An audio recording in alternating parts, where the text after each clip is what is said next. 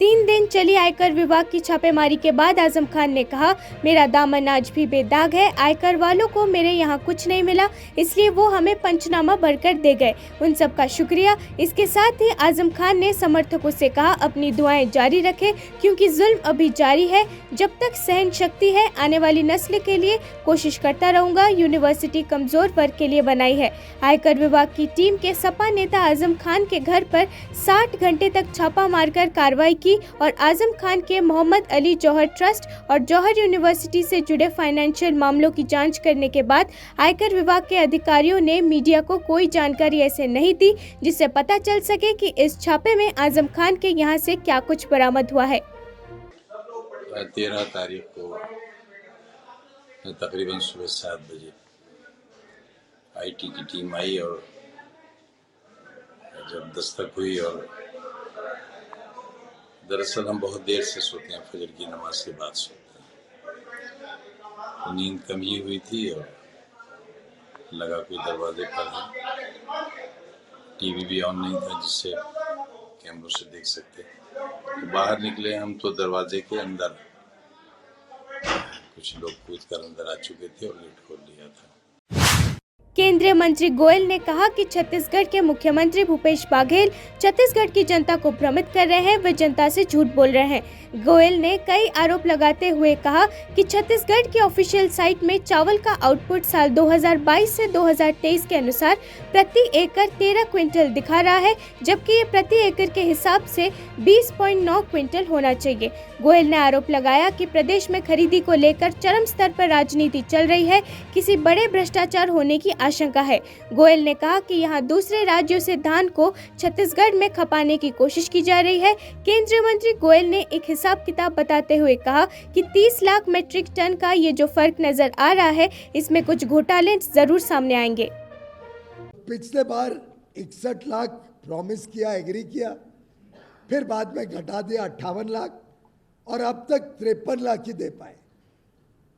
और खुद का जो उनका लेटर है वो कहता है कि पैडी तो इस वर्ष और घटा है। ये दिखाता है कि कैसे भूपेश बघेल जी, माननीय मुख्यमंत्री, छत्तीसगढ़ की जनता को भ्रमित करने की कोशिश कर रहे हैं। पूरी तरीके से झूठ और फरेब से जनता। रामचरितमानस को लेकर शिक्षा मंत्री चंद्रशेखर ने एक बार फिर विवादित बयान दिया है। इसको लेकर बिहार की राजनीति गर्मा गई है। वहीं इस पर डिप्टी तेजस्वी यादव ने शुक्रवार को कहा कि शिक्षा मंत्री को अपने काम पर ज्यादा ध्यान देना चाहिए, अपने विभाग पर ज्यादा ध्यान देना चाहिए। हम लोग सर्वधर्म सर्वभाव की बात करते हैं, ये सब बातें नहीं होनी चाहिए और मीडिया को भी नेगेटिव बातों को ज्यादा नहीं फैलानी चाहिए। मीडिया को भी सकारात्मक बातें दिखानी चाहिए। शिक्षा विभाग में इतनी बहालियां हुई है, शिक्षक रोज स्कूल जा रहे हैं, इन सब बातों पर भी चर्चा होनी चाहिए। सकारात्मक बातों पर भी चर्चा मीडिया में नहीं होनी चाहिए, सकारात्मक बातचीतों पर चर्चा होनी चाहिए। और शिक्षा विभाग में देश भर में इतनी ज़्यादा बहाली नहीं निकाली गई, नौकरी नहीं दिया गया, उस पर तो चर्चा नहीं हो रही। मेन स्ट्रीम मीडिया में या नेशनल मीडिया में क्यों नहीं हो रहा? और सारे शिक्षक जो हैं अब स्कूल जाने लगे हैं, अब इस पे भी चर्चा नहीं हो रही है। तो इन विषयों पे चर्चा होनी चाहिए, ना कि नकारात्मक बातों पर। और अलग अलग प्रवचन देने के लिए भाई लोगों के लिए क्या अच्छा है क्या बुरा है, जब सबों को शिक्षा मिलेगा तो वो खुद ही तय कर लेंगे कि भाई किसके लिए क्या गलत है क्या सही है। ये तो एक व्यक्तिगत। केंद्रीय मंत्री ज्योतिरादित्य सिंधिया ने कहा कि भ्रष्टाचार का माहौल कायम करने वाली कांग्रेस पार्टी को जनता उनके विश्वासघात का जवाब देने जा रही है। इससे पहले कांग्रेस नेता दिग्विजय सिंह ने भारतीय जनता पार्टी के नेता ज्योतिरादित्य सिंधिया पर निशाना साधा और कहा वो एक हीरा है और हमने उन्हें आकार दिया है। हमारे पास एक हीरा था जिसे हमने तराशा, लेकिन उन्होंने हमारा साथ छोड़ दिया। आपके बारे में कहा है? देखिए, मैं किसी व्यक्ति की टिप्पणी पर टिप्पणी कभी नहीं देता। जिस कांग्रेस पार्टी ने जनता के साथ विश्वासघात किया,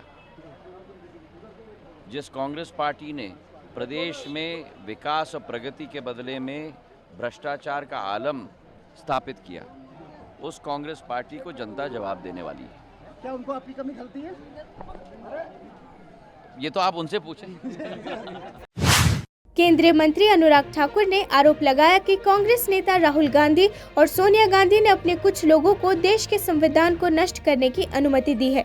उनका कहना है कि कुछ लोग देश के विकास से खुश नहीं है, वे संविधान को नष्ट करना चाहते हैं। राहुल गांधी और सोनिया गांधी ने इन लोगों को ऐसा करने की अनुमति दी है। संविधान कहीं नहीं कहता है कि किसी भी धर्म को अपमानित करे।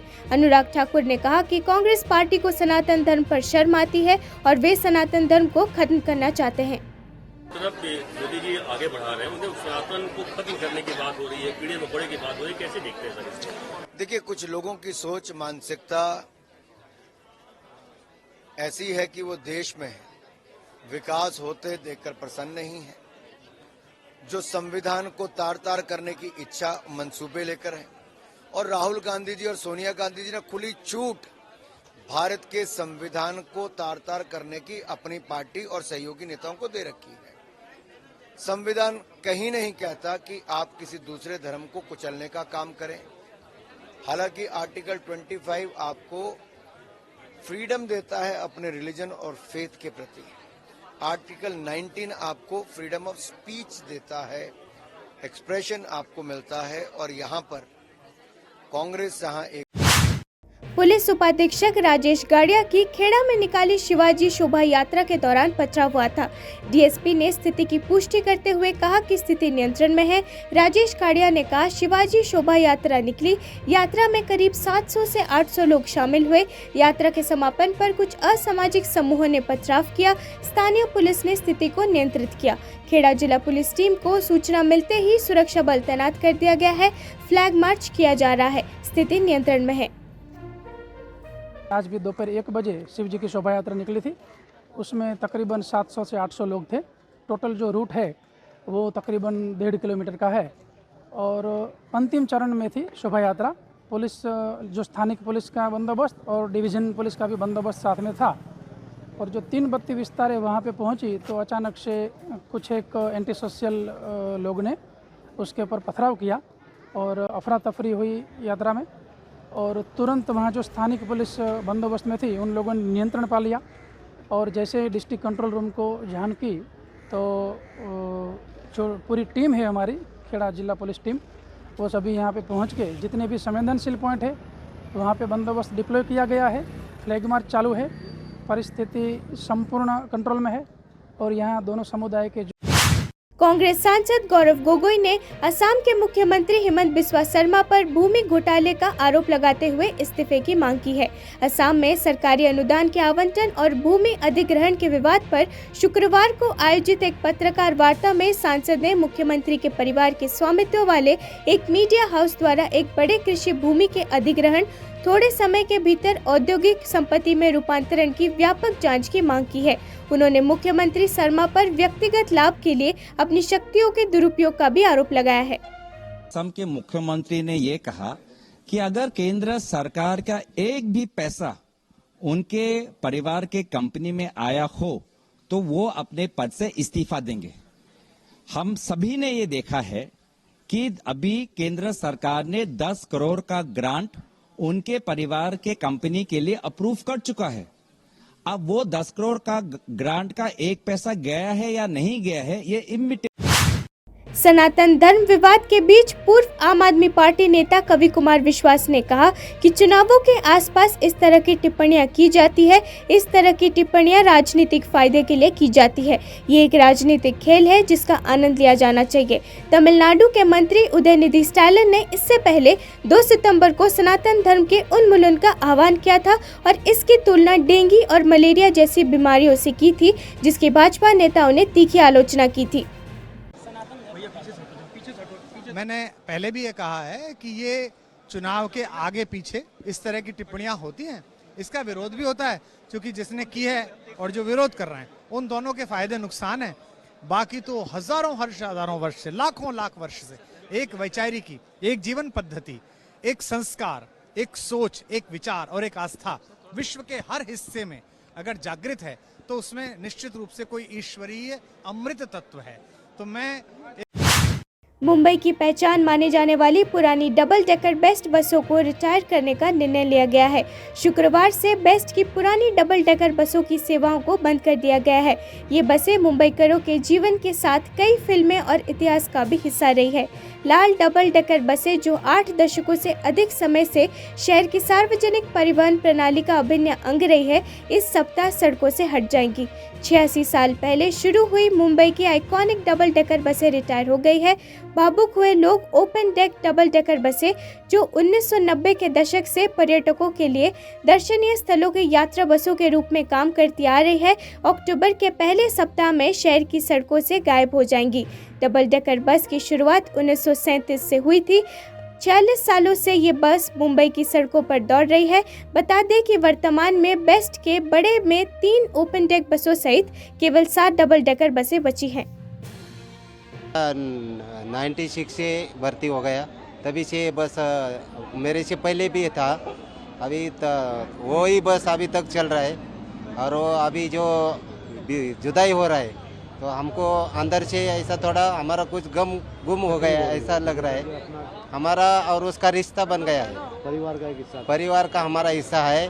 और हम भारत राष्ट्र समिति की विधान पार्षद के कविता ने शुक्रवार को भारतीय जनता पार्टी से सवाल किया कि वो राहुल गांधी और सोनिया गांधी जैसे कांग्रेस के शीर्ष नेताओं से जुड़े नेशनल हेराल्ड मामले पर चुप क्यों है, और ये जानना चाहा कि मामले में प्रवर्तन निर्देशालय की जांच आगे क्यों नहीं बढ़ रही है।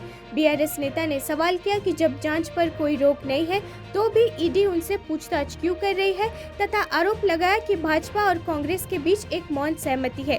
उन्होंने पीटीआई भाषा से बातचीत में कहा, मैं इस देश के लोगों को एक मुद्दा याद दिलाना चाहती हूँ। लगभग 1.5 साल पहले राहुल गांधी, सोनिया गांधी और उनके सभी शीर्ष नेतृत्व से ईडी ने 5000 करोड़ रुपए के मामले में पूछताछ की थी, जिसे उन्होंने नेशनल हेराल्ड घोटाला कहा था।